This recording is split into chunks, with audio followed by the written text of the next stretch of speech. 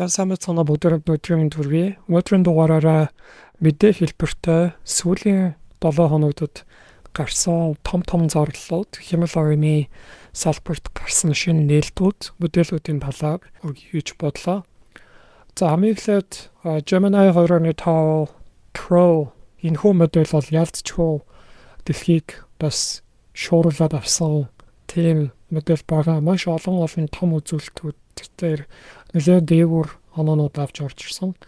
За шууд нэг удаагийн оролдлогоор маш өндөр хэмжээний сайн ажилдаг код бичих чадвараараа бас дэлхийн ертөнцийг нэлээд дөргөөд авсан байгаа. За 3 сарын 25-нд нээлттэй хийсэн байж байгаа. За Gemini 2.5 ингээд нийт үзүүлэлтүүдийг харах юм бол энэ тод хараар бичснүүд нь бол сот одоо зах зээл дээр байгаа том OpenAI, Claude, Grok, DeepSeek гэдэг модулуудаас бол илүү үзүүлэлтүүдтэй гэдэг дээр тод хараар бичсэн байж байгаа. Google-с гарсан Gemini 2.5 Pro гэдэг бол ерөнхийдөө боддог төрлийн модель, Thinking, Reasoning гэдэг бас модель байж байгаа. Саяхан Next 2025 гэдэг арга хэмжээгээ хийсэн. Энэ дээр Sundar Pichai keynote хэлтгэлээр энэ 2.5 Pro гэдэг модельээр энэ shock одоо хийлгсэн байгаа. Тэгээд эвлүүлсэн. Тэгээд энийг нэг промптоор гаргаж аваад эвлүүлж байгаа байдлыг ингээд харуулсан байж байгаа. Тэгэхээр 2.5 Pro гэдэг ямар хуу өндөр түвшинд хүрсэн модель вэ гэдгийг бас өгөр гаргасан байж байгаа. Цэнцэрэн мөгтөлөө гэдэг бас та бүхэн зарим бол аягүй сайн мэдж байгаа ба. За мэдхгүй хүмүүс маань энэ цэнцэрэн маань болохоор Google-д research scientist-аар ажилладаг. За Монгол бас ирж технологийн янз янзын илтгэлүүд, сургалтууд, янз янзын ярианууд бас хийдэг. За би яг Google 2.5-ын зарлалыг гарсны дараахан Цэндэгийн Facebook постыг бас харж ирсэн. Тэр энэ дээр формины оролцож ажилласан хэсгээ бид тэгж байгаа. Тэгээд энэ бол бас айгүй тийм бахархууштай зүйл. Манай монголчуудаас бас энэ дэлхийн том одоо урдаа барьж байгаа топ модель дээр оролцож хамтдаа ингэж ажиллаж бүтээсэн байна гэдгийг бол харахад бол айгу таатай байсан. Тэгээд цэндэ маань үзэж байгаа бол бас баяр хүргэе бид нар бас бахархж байгаа шүү гэд хэлсэе гэж бодож байна. За тэгсэн чинь сая өнгөрсөн 7 хоногт Gemini 2.5 Flash гэж модельээр гаргасан байж байгаа. Та бүхэн санах юм бол Google модельийнхаа одоо хувь Pro-ыг одоо Pro болон Flash гэдэг иймэрхүү байдлаар явдаг. За энэ дотор мэдээж experimental гэж яваад байдаг.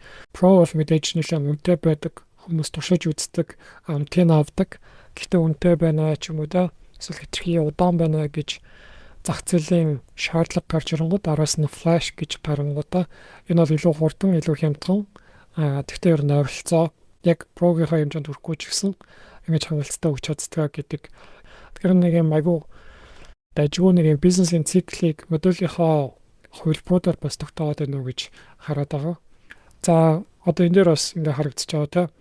2.5 Flash гэдэг нь одоо жишээлбэл бусад OpenAI одоо Claude, Grok, DeepSeek энэ модулуудаас бол ингээд аль болох хямдхан эсвэл ер нь нэлээд үнэнд өгч очиж байгаа гэдгийг харуулж байгаа. Жишээлбэл input price 1 сая токен дотор 0.15 цент. За яг үнэтэй тестог харуулах юм бол OpenAI жишээлбэл $1, Claude-ийн 3.7 сая-д $3 гэх мэтчлэн маш үнэтэй байж байгаа. За output буюу ирж байгаа хариу нь 1 сая токен болгонд жишээлбэл за Claude, Grok бол жишээлбэл бүр $15 гэж байгаа. За гэтэл Google-ийн 2.5 Flash 60 цент гэдэг чинь за боддог модель нь $3.5 гэсэн ч Claude, Grok, OpenAI дээрээс бол хямдхан байж чадаад. Тэгэхээр Google бол яалтчгүй дэд бүтцийн хэмжээнд маш их хүчин чадалтай байгаа учраас энэ үнийг ойлгох шингээгээд багасгаад эцсийн хэрэглэгчнэрт бас илүү хямдхан үнийн саналыг бий болгож өгч чадаад байна. Энэгээрээ бас үнийн өрсөлдөөнд ялж олон хэрэглэгчнэрийг татаад байна удаа гэж бас харагдаж байгаа. За тэгээд 2.5 Flash бусад үзүүлэлтүүдэд бас ингээ гарсан байж одоо GPQ Diamond, AMI 2025 за математикийн одоо шалгуур за Live Code Bench гэдэг одоо маш алдартай coding-ийн одоо энэ шалгуур үзүүлэлтүүд байдаг гэх мэтчлэн Тэр өмнөх 2.0 flash гэдгээс бол бүр хэд дахин илүү ингээд өсөд гараад ирсэн байж байгаа. За дараагийн мэдээ бол OpenAI-аас бас нэлээд хэдэн том зарлуудыг араас нэрс YouTube дээр ингээд live stream хийгээд гаргасан байж байгаа. Тэгээд сая өнгөрсөн 7 хоногийн хамгийн томоохон зарлуудын нэг бол O3 болон O4 mini гэдэг модулуудыг зарласан байж байгаа. За O3 гэдэг бол үнэхээр салбар дээр бол маш том шоуунуудыг тавьсан. За O4 mini болон mini high гэж бас байгаа. Эднэрээр загварууд нь бол код бичгтээ бол бүр бас бүслүүлж юм аа гэдгийг харуулсан байж байгаа. Тэгээд OpenAI-с өөрсдөө энийг зарлахдаа бидний хамгийн ухаалаг болон хамгийн чадварлаг модулууд за үүн дээрээс нэмээд tool access буюу интернетээс хайлтгий функцтуудыг тэ бара мэдлэгийн сан гişглээ бүр локал дээр код ажиллуулж байгаа тэндээс үр дүнгээ аваад одоо хариултаа гаргаж авъя гэдэг ч юм уу tool access-тэй гэдэг жаа. Тэгвэл tool access-тэй байгаа учраас O4 mini бол бүр илүү ухаалаг болоод гараад ирсэн гэж. Энд дээр одоо жишээлбэл ингээд OpenAI өөрсдөө нэг юм demo видео үзүүлсэн та. За энэ дээр ингээд жишээлбэл харах юм бол search on the web гэдэг одоо web-ээс хараад point-уудаа гаргаад тэгээд за бүр код бичээд нөгөө кодоо ажиллуулад тэгжээгээд түн дээрээс үндэслээд одоо бүр юм хүснэгт гаргаад хүснэгтээр ингэж харьцуултууд хийгээд тэгээд эцсийн анализ үр дүнгээ жишээлбэл нэг асуулт өгч байгаа. Тэгэхээр хүнийг асуухад ер нь сайн тал нь юу вэ, төвлөлтэй тал нь юу вэ гэх бүх зүйлээ датан дээр үндэслээд интернетээс гаргаад бүр код бичиж тэр мэдээлэлээ боловсруулж гаргаж ирж байна гэсэн болж байгаа. За тэгээд O3 бол мэдээж салбарыг бол бас дөрвөж чадсан. За энэ хүн болохоор IQ test result гэдэг хэмэл оюунуудыг одоо IQ-ийн шалгалтанд өрсөлдүүлээд тэгээд оноогоор нэгж чигсаасан ийм граф байдаг. За O3 гэдээ харах юм бол бүр 140 рүү нэлээд өгцөн ингээд байж байгаа гэж байгаа. За энэ дараа бол яг ингээд одоо Gemini 2.5 Pro гэж түрүү хийсэн модулууд. За тэгээ бусад модулууд ингээд ер нь иймэрхүү гарч ийнэ гэж байгаа. Та бүхэн LLM-уудыг хэрэглэсэн бол нэг тулгардаг асуудал юу вэ гэхээр ингээд чадлалах тусам сүлдээ бүр ингээд гацаад эхэлдэг, ярьсан юм мартаад эхэлдэг, чанар нь муудаад эхэлдэг. За тэгмүүд энэ long context гэдэг зүйлээр модулуудыг харьцуулт хийгээд хэлсэн байж байгаа. За long context comprehension гэдгээр удаан ярьж чагаад өмнөх юмудаа ер нь хэр санаж гин тэрнээс үндэслээд цаашаага хэр илүү үр дүнтэй ингэж шинэ хариултыг эргэлхийлж чадж гинэ гэдгийг бас шалгаж байгаа. Тэгмүүд одоо 400 одоо token context, 1000 token context, 2000 гэх мэтчлэн ингээд за 120,000 хүртэл ингээд өвч чинь. Тэг ингээ харангууд O3 бол жишээлбэл ингээд маш өндөр оноотой аюул сайн явж чадчихаа. За 120,000 context хүртэл 100% буюу ер нь ярьсан юм ерөөсөө мартахгүй байна. За тэгмүүд өөр одоо юу гэдэг өөр чи авч үзсэн л та open source-оос за Qwen 32 биллион үнэгүй модуль занал open source модуль байгаа. Тэгвэл ингээ авах юм бол контекст уртцах тусам яриагаа мартаад эхэлдэг чанараа. За нөгөө Gemini 2.0 Flash гэдгсэн энэ бол бүр ингээд 36% руу чинь буугаад ирчихсэн ч үгүй юм та 37% руу 120,000 контекст хүрхэд боёо уурчин яриад эхлэхээр ер нь өмнөх ярьсан юм мартдаг шал өөр юм хариулаад эхэлдэг. Тиймэрхүү байсан бол O3 бол ингээд үнэхээр манлайлж орж ирч чадчихна гэдгийг харуулж байгаа бах. За O3 дээр бас нэг зүйл нь юу гэхээр энэ бол мэдээж multi-model тэгэхээр зөвхөн текст боловсруулахгүй зураг боловсруулж байгаа. За нөгөө tool usage гэдэг төрөөр хэлсэн те. Тэгээ tool usage-ийн чинь нэг жишээ юу вэ гэхээр одоо нэг ийм зураг апплод хийгээд энэ дотроос Waldog гол гэдэг ийм зураг өгсөн байж. Одоо манай монголоор бол Монголын нэг өдөр гэдэг зургийг оруулангууд энэ дотроос одоо барилдаж байгаа хоёр үнийг олоо гэдэг ч юм уу те. Тиймэрхүү жишээ бас байж болох л та. Тэгэнгუთ O3 яаж өнөхөр гэдэг анализ хийгээд эхэлж байгаа. За ийм байна. За би бол ингээд яг зургийн нэг хэсгийг илүү нэрвчилж үзчихэж илүү сайнаар харж иж олохгүй бол ингээд болохгүй байна гэж өөрөө ангуудаа зум ин хийгээд хэлж байгаа. За ингээд баруун доотлын булан руу зум ин хийгээд үзье гингуудаа яг зум ин хийж байгаа хэсгээ ингээд харуулчих чаа гэсэн үг. Тэгэхээр одоо яг энэ хэсэг л нэг юм шаттай, шарт цэцэгтэй тэ энэ хэсэг рүү зум ин хиймутаа эндээсээ wall-до байна уу гэдгийг хайна. Тэгэхээр энэ цаанаа одоо юу болж байгаа гэхээр зураг байна. Зурныхаа талаар мэдээллийг авч байна.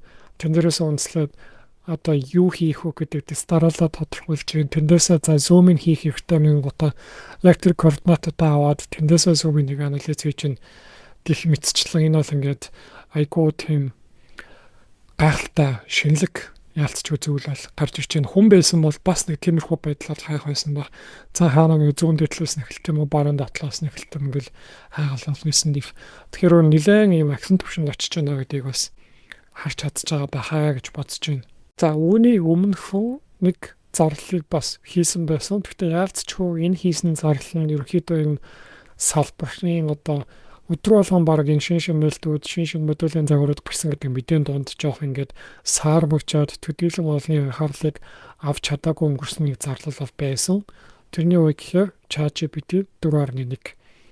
За 4.1 бол ерөнхийдөө 4.0 болон 4.0 минийг бол халаад гарч ирж байгаа дараагийн үеийн модулууд нь гэж хэлж болно. За 4.1-ийг бол зөвхөн API дээр бий болгож өгсөн байж байгаа.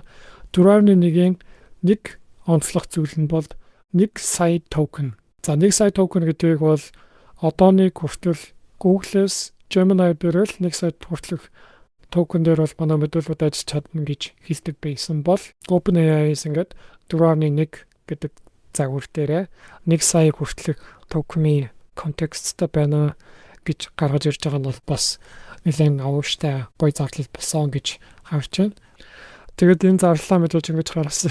Би энэ скриншотыг оруулсан нэг шалтгаан нь юу гэхээр та нар ингээ анзаарсан бол OpenAI-с ингээд live stream хийгээд гоё шин зарлалаа гаргадаг.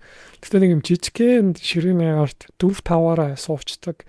Нэг нь ярангууд нөгөөдөл ингээл яг ингээд нэг хараас суучдаг. Тэгээ уул нь би бодохдоо илжилтүүд хийж байх юм болоо гэхээр ерөн баг тэгж хийдвүү. Тэгээ заримдаа бүр ингээд дөрүүлээ ч юм уу шахаа суучдаг. Тэгэл нэг нь ярьж хахад нөгөө 3 яг ингээд хажуу тийшээ харцсан.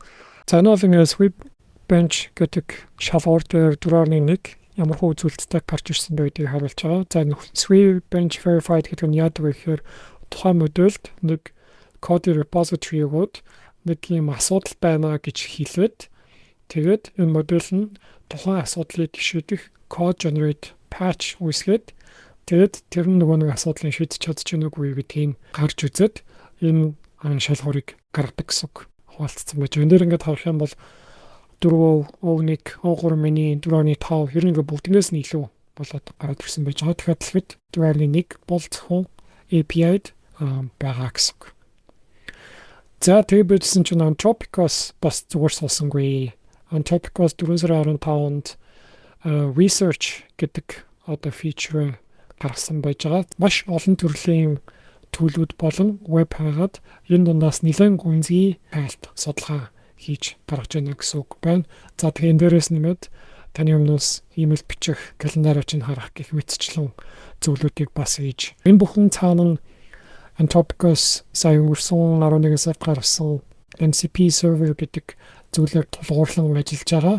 Тэгээд MCP server-ийн талаар бас би нэг товчхон видео хийж demo MCP server бас үүсгэж үзүүлэе гэж үзэж байгаа. За тэгээ үйлсэн чинь Kling AI. За Kling бол яалтчгүй текстийг фичер болгох төрлийн компани дундаа, бүтээгдэхүүн дундаа топт нь орж болохоор гэж бол би боддог. За Kling AI-с 2.0 гэдэг хувилбараа гаргасан байж байгаа. За 2.0 бол үнэхээр видео талдаа бол 1.6 гэж өмнө гарсан байснаа бут зохиод гараад ирсэн маш олон зүйлүүд дээр илүү гарч ирсэн байж байгаа. Мэдээж иймэрхүү програмууд бол prompt хэр сайн байна уу гэдгийг маш сайн авч хэлцэж, үр дүн хэрвээ гэдэг шууд хамаарал байдаг. Гэсэн хэдийч зөв ингийн хэрэглэгч ороод бичгээд сайн үр дүн гарч чадахгүй байхад 2.0 тэн дээр нь сайн үр дүн гаргаж чадчихна уу гэдгийг бас харж болдог. За энэ дээр ч бол одоо ингээд энэ хүн эхлээд аз жаргалтай нэгээд дараа нь уурлаад тэгээд босготоо ширээгээ ингээд одоо pound хийгээд ингээд 2 гарыг ингээд цогсоо ингээд гэж. Тэгэхээр claim 1.6 болохоор ингээд жоохон алдаатай ингээд гарч ирсэн бол claim 2.0 бол яг энэ protein даа. Тэгэхээр энэ дараа нь дуулсан тэгээд ширүүгээ цохол ингээд босч байгааг тэг харуулж байгаа.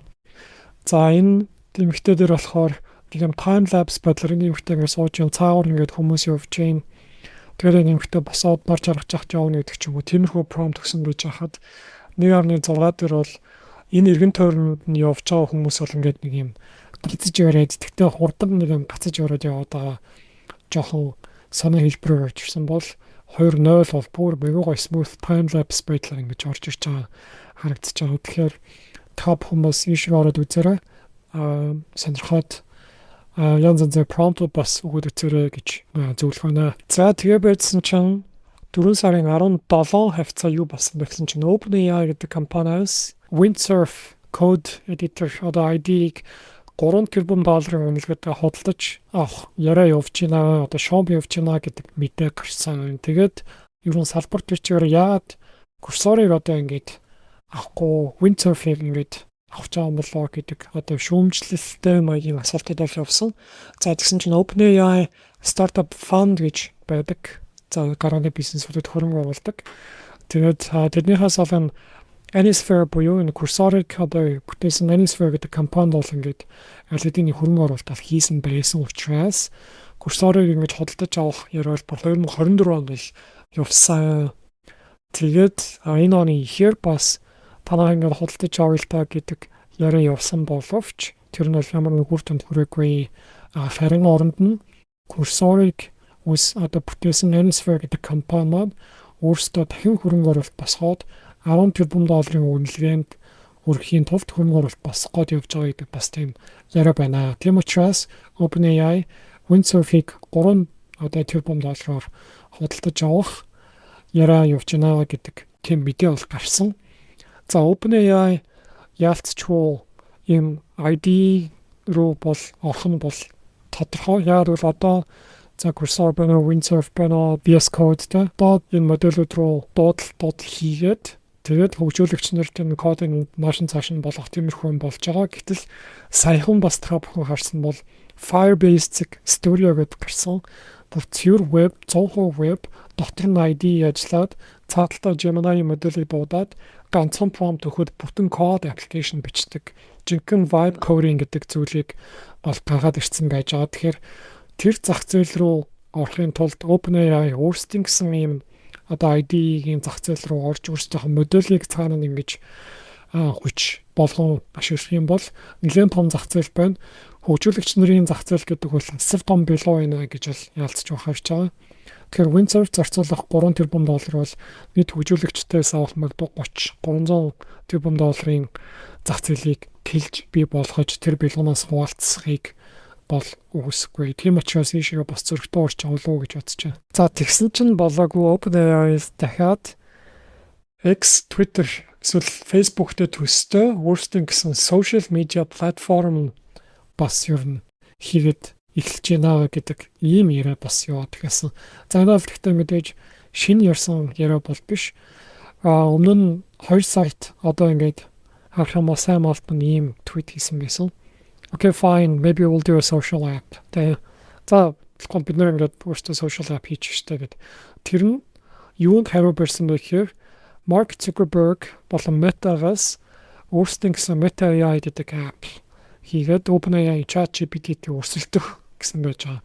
OpenAI-аас social app юу н хийж гинэ гэдэг ийм яриа яваад хэлсэн. Тэгээд хүмүүс яг бодож байгаа юм л юу их гэдэг юм те.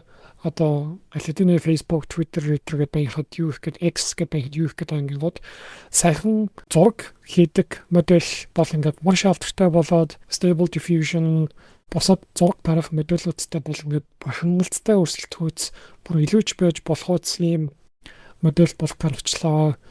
Энийг яг хүмүүс зураг гаргаж авчиад яадаг вэ гэхээр шеэрлэлт юм байна. Шеэрлэхдээ даунлоад хийгээд өөр нэг платформ руу оруулдаг, өөр нэг зүйл рүү апплод хийдэг, email-аар attachment явуулдаг гэдэг ч юм уу те.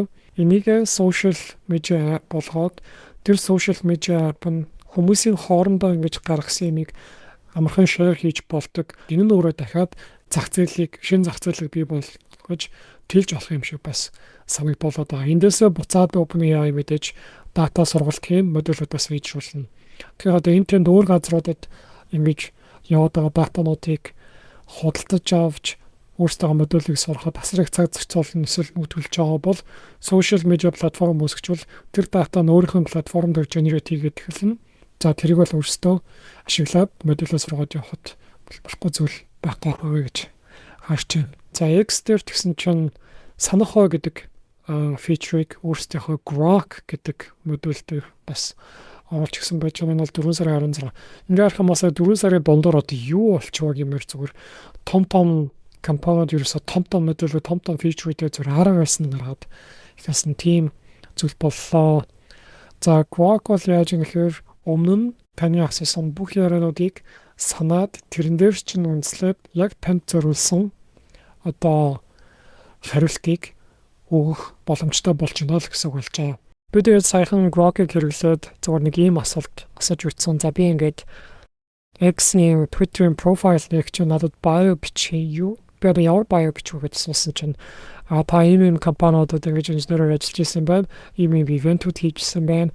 Одоо ийм стартап хийж байгаа юм байна. Иймэрхүү bio байвал яг гэд шууд гаргаад өгчлээ. Тэгэхээр өмнө нь нөгөө миний асуусан асуулт оруулж исэн resume гэдэргээд тэр бүх зүйлүүдээс үндэслээд шууд гаргаад өгч байгаа нь бол сонирхолтой nice санагцаа. За гэт олон улсын хэмэл оюуны мэдээллүүд бол иймэрхүү байна. Хэдүүлээ одоо манай Монголын дотоодод ерөн хэмэл оюуны орчинд юу болоод энэ хүмүүс юу ярьж байна, ямар хуу шинэ бүтээгдэхүүнүүд гарч ийн судалгаанууд байна гэдэг би зөв өөрийнхөө олж мэдсэн хэдэн зүйлүүдийг бас та бүхэнтэй хуваалцъя гэж бодлоо. Дандаа гадны зүйл яриад тахгүй бас дотооддоо юу болж байна гэдэг зүйлийг ярил илүү наалттай сонирхолтой юм болов гэж бодож байна. За энэ манай өнөөдрийн подкаст YouTube дээр байдаг. Би яг энэ технологийн одоо таньдаг хүмүүсийн бас айгүй гоё юм яриануд ороод байгаа болохоор ингээд ажиллагаа сууж захтаа ч юм хажуудаа тавьчаад сонсдог. За хамгийн сүүлд орсон энэ хоёр яриа бол надад ингээд айгүй таалагдсан. За энэ зүүн дээдлэлт нь байгаа бол Mozal AI-ийн Австралид байдаг Mozal AI гэдэг стартап компани үүсгэн байгуулагч. За Инод гэдэг нэрээр хүмүүс танигдсан. Инодын маань орсон сая Монголд төр зурагчдоо өгсөн одоо подкаст ярилцлага байна. Энэ бол маш сонирхолтой дугаар басан байж байгаа. Та бүхэн сонирхоод үзээрэй.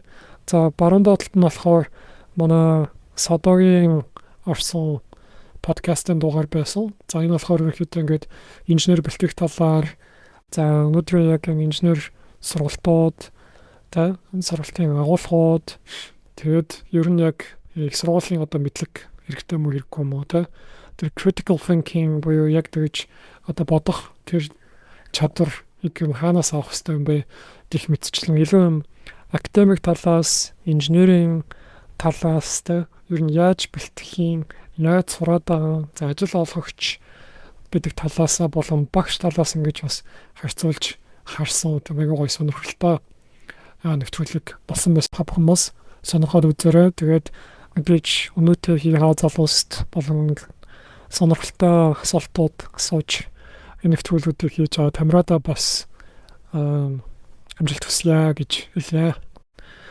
За тэгээд саяхан явж исэн чинь бас нэг юм сонирхолтой зүйлийг олж авсан. За тэргэл маань болохоор хэмэл оюун ухаан хурдцтай хөгжиж буйн үед ChatGPT Cloud зэрэг LLM загваруудын үр ашиг сайжруулах судалгааны ажлаа та бүхэнтэй хуваалцахад таатай байна гэдэг судалгааны ажил publish хийсэн байна. Тэгээ бүр Hugging Face дээр өөрийнхөө space-ийг үүсгээд энэ судалгааны ажлаас гарсан демогоо шууд хэрэглүүлэх боломжтой байдлаар гаргаад тавьчихсан байна. Тэгээд би энийг хараад ерөнхийдөө юу гэж бодсон бэ гэхээр яг сүүлийн үеийн одоо энэ том хэмэл оюуны нээлтүүд, модельүүд, бүтээгдэхүүнүүд, шийдлүүд бол ихэнхдээ юм судалгааны ажлаас үүдэлтэй, судалгааны ажлууд дээр суурилж тэр гаргасан paper-ыг implement хийж product-д бий болгоод байгаа. Тэгэхээр ихэвчлэн дандаа судалгаанаас өөртөө бүтээгдэхүүнүүд байгаа бол яг энэ судалгааны ажилд оролцоод хамтдаа бий болголцоод явсан Монгол хүн байна гэдгийг хараад бол аюу гоё санагдсан бахархсан. Энэ нэвтрүүлгийг бас үзээ сууж байгаа бол баяргий гэж хэлмээр байна. За Кайстийн судалгааны пейпер багш байсан. Одоо энэ бодох чадваруудыг илүү бага токен хэрэглээд сайн үр дүнд хүрэх боломжтой байна гэдэг энэ судалгааны пейпер гаргасан гэдэг бол энэ бол маш том зүйл болно. Тэгэхээр одоо та бүхэн анзаарах юм бол боддог модельөө за DeepSeek. Тэгээд DeepSeek дээр ингээ prompt-оор ингээ бодоол гэдэгт ингээл би ингэж энэ гэсэн чинь ингээ тэгээд тэр болгондоо токен зарцуулаад байдаг учраас төдийлөн их хэмжээний асуултууд бас хийж чадахгүй токеноор ингээ зарцуулаад байдаг.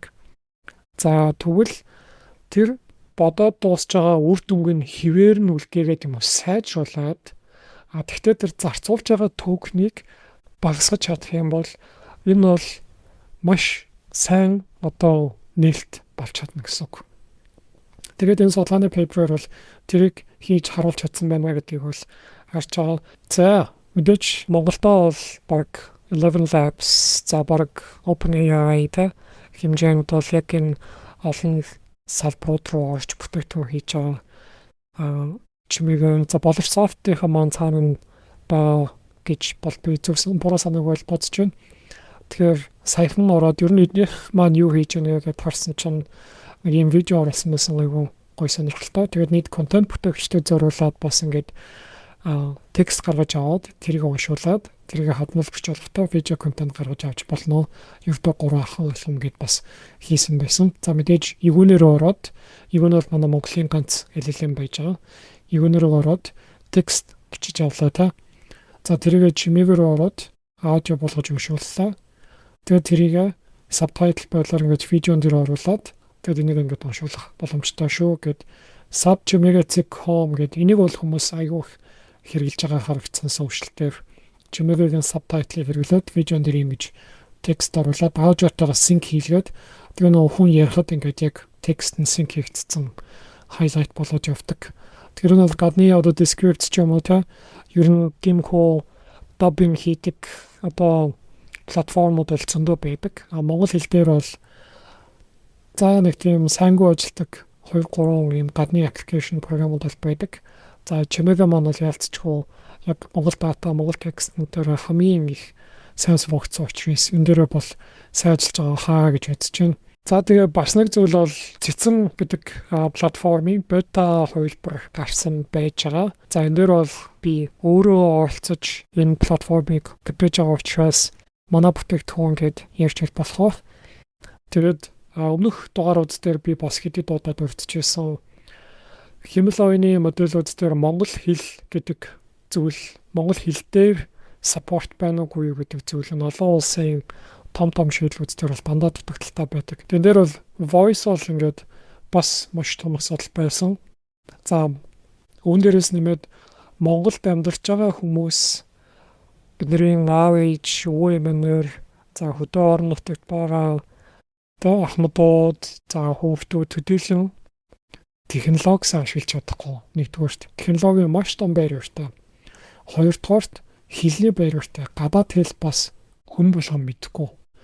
Технологи мэдхгүй, гадаад хэл мэдхгүй ийм хүмүүс өнөөдөр дэлхийн маш хурдтай явж байгаа хөгжлөөс бол аюу хойно хоцрох гэдэг. Гэтэл энэ хүмүүс хоцромооргүй байна. Яг л бид нартай адилхан 2.5 Pro гэдэг ийм модель гарсан гинэ. Эсвэл сая 10 минутын өмнө OpenAI-аас Windsurf-ыг худалдаж авах одоо тийм зарлал гаргасан байдаг гэдэг ядаж тэр мэдээллийг их хэлтээр олж авмаар юм шиг санагддаг. Тэгээд энэ бол ингээд олон хоолойнуудын сонголтуудтай ер нь бол маш энгийн та хоолой сонгоно, текст өгнө, тэгээд тэр текст уншуулна. Хар нүх гэдэг нь гэрэл болон аливаа цахилгаан соронзон долгион ангижран гарахааргүй маш хүчтэй таталцлын орон үссэн огторгон орон зай юм. Уншуулъя гэж бодож байгаа тоо байвал тэргээ бас текстээр бичиж өгнө юм доо. Товчсон үг байх юм бол тэргээ ингэж задлж өгөөр бичиж өгөн ч гэдэм юм. Тиймэрхүү зүйлс байгаа. Гэхдээ энэ бол бета хувилбар цаашдаа сайжруулж явна. За тэгээд та бүхэн хоолойнуудаас сонгоод цэцэнгийн бета хувилбарыг бас туршаад үзээрэй. Тэгээд технологи сайн мэдэхгүй гадаад хэл бүрч хэцүү өгчүүл бидэнд бол монгол хэлээрээ хүссэн мэдээллээ хүссэн үдээ сонсоод авчиж яах гэдэг бол ховор олдох боломж штэ. Сайн байцгаана уу? Та цэцэн AI платформоор шууд ингээд л хоолоо уншуулад видео контент доо оруулж болно штэ. Та яг одоо туршаад үзээрэй.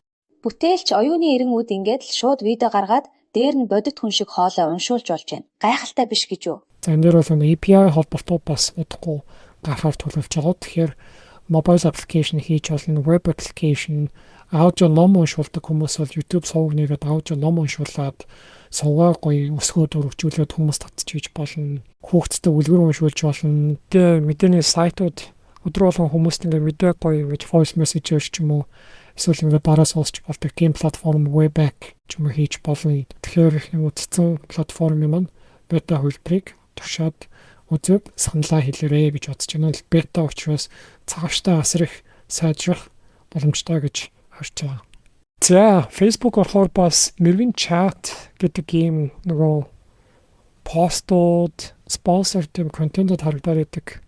Хаяа.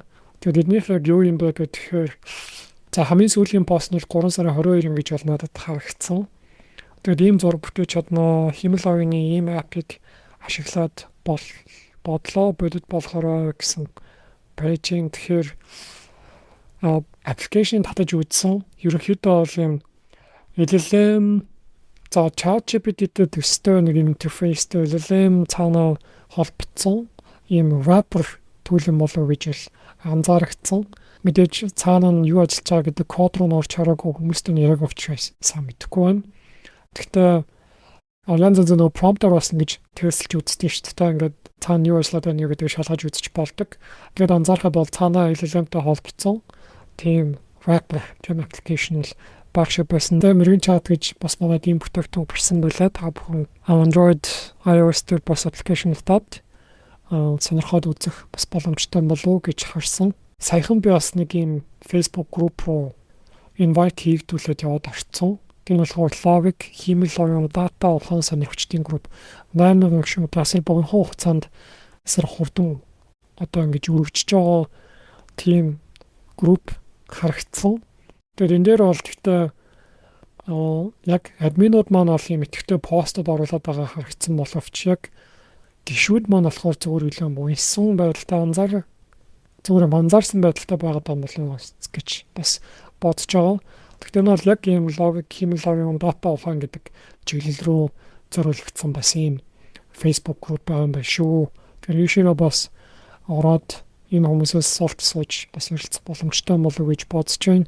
За мэдээж манай веб хөгжүүлэгчдийн групп гэж Facebook групп байдаг. Тэнд бол ерөөсөн ингээд бүх хүмүүс үсгийн юм асуултыг ер нь баг хамгийн идэвхтэй групп байх яг IT технологи дотроо бол за Discord-ийн сервер гэдэг би Vibe Coders гэдэг ийм нэртэй Discord-ын сервер үүсгэсэн байж одоохондоо хийж байхгүй. Оронгууд одоогийн байдлаар иймэрхүү sub channel-ууд үүсгэсэн байж байгаа. За web beam холбоотой яриануудыг энэ channel дээр явуулъя. Mobile хөгжүүлэлтийн холбоотой яриануудыг за AI machine learning Himalayan-тай холбоотой за энэ дотор бүр LLM NLP-тэй холбоотой бол ингийн за сүүлийн үед гараад байгаа agent-ууд байна MCP server гэдэг ч юм уу иймэрхүү холбоотой яриануудыг бол энэ тусдаа channel дээр ирье. За мэдээж backend-ийн байна, баазын байна тэ за cloud DevOps гэд бүтцийн байна гэдэг нэг иймэрхүү сувгууд үүсгэсэн. Тэгээд Facebook дээр байх ганцаар group дээр бичихэр яг мэддэг үгүй ингээд зөв хариулт авч чадахгүй мэдхгүй. Тэгээд YouTube үздэг эсвэл ChatGPT Claude Gemini-с асуудаг. Тэгээ нэг ярилцах нэг юм хүн бас баймаар өштэй монголчуудтай ярилцаад ингээд бодол санаа нийлээс үлддэг.